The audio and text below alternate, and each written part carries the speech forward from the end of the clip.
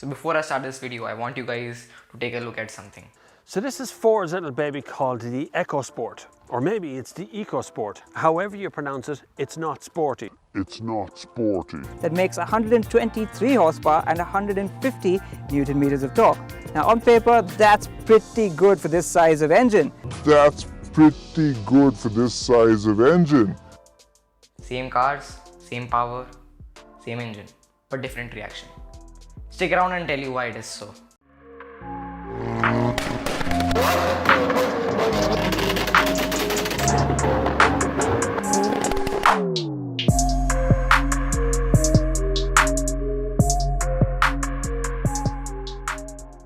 First, we need to keep in mind that India has a population of 1.4 billion people, and we are not the most wealthy nation at all. After independence, we had to reconstruct our country from scratch, and people could not afford the risk. All they could go was for engineering, medical science, commerce, etc.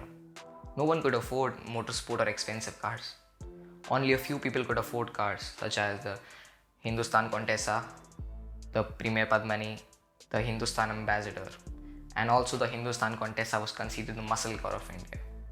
And the fastest car in India was the Hindustan Ambassador with 75 horsepower and with the top speed of 130 kilometers per hour. And it would do 0 to 100 in 36 seconds. So you can probably imagine what were other cars like at that time. So while US was getting cool cars again with big engines after the oil crisis, India was still getting those same cars and we didn't get a refresh at all.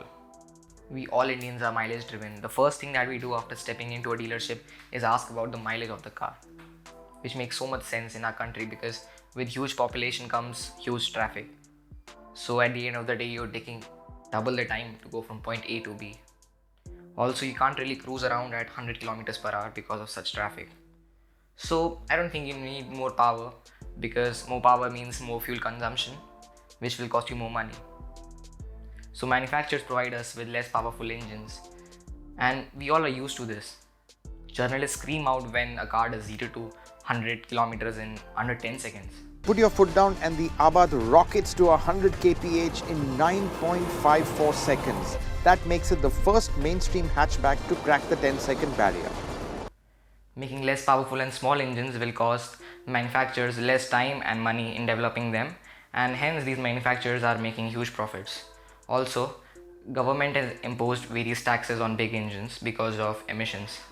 But things are changing now a little bit.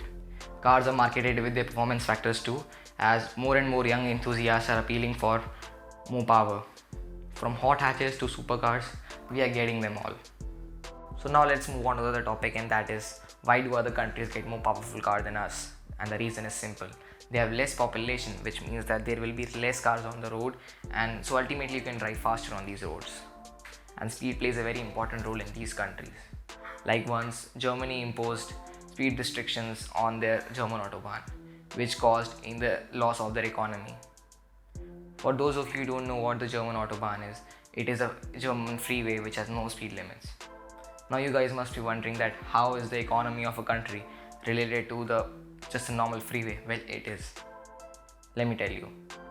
If there will be no speed restrictions, people would be able to go faster and they'll spend less time in transportation and commuting from one place to another. So they'll get more time in, and then they can spend their time in doing some productive work or working for some more hours, or likewise they can spend their time wisely. And of course, if you have huge 8-lane highways and literally no cars around you, then you would like to go fast. And I think to go fast, you need a more powerful car. Also, the number of deaths is very less on German Autobahn and these Western countries. And usually most of the deaths on the German Autobahn are caused just because of the cyclists. Now going back to India, now that we are developing day by day, I think we should get more powerful cars. Not for overspeeding, but just for some daily fun on the streets.